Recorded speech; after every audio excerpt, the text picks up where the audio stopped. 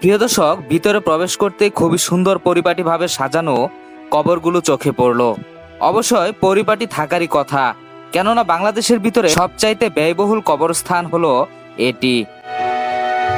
বর্তমানে এই বনানী কবরস্থানে 2 ধাপে কবর লিজ দেওয়া হয়। 15 বছরের জন্য আপনি যদি একটি কবর ভাড়া নিতে চান তাহলে আপনাকে গুনতে হবে 1 কোটি টাকা, এবং 30 বছরের জন্য আপনি যদি একটি কবর ভাড়া নিতে চান তাহলে আপনাকে গুনতে হবে 1.5 কোটি টাকা। সুতরাং হিসাব অনুযায়ী প্রতি মাসে কবরের ভাড়া আসে 55,555 টাকা।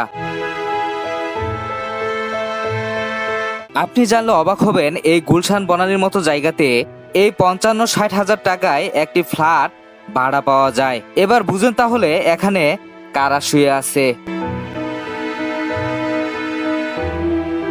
কবরের ভিতরে যাওয়ার পথে কিছু বাঁশের দেখা মিলল।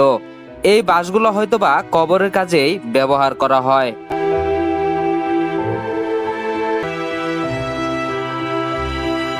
প্রিয় দর্শক, এখানে শহীদ রাষ্ট্রপতি জিয়াউর রহমান এবং সাবেক প্রধানমন্ত্রী খালেদা জিয়ার কনিষ্ঠ পুত্র মরহুম আরাফাত রহমান কুকুর কবরটি চোখে পড়ল।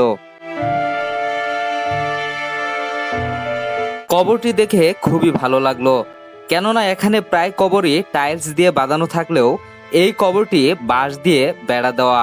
এছাড়া কবরের ভিতরে খুবই সুন্দর পরিপাটিভাবে সাজানো। ভিতরে উঁকি মেরে দেখতে পেলাম ফুল ফুটে রয়েছে। এক কথায় খুবই ভালো লাগলো কবরটি দেখে।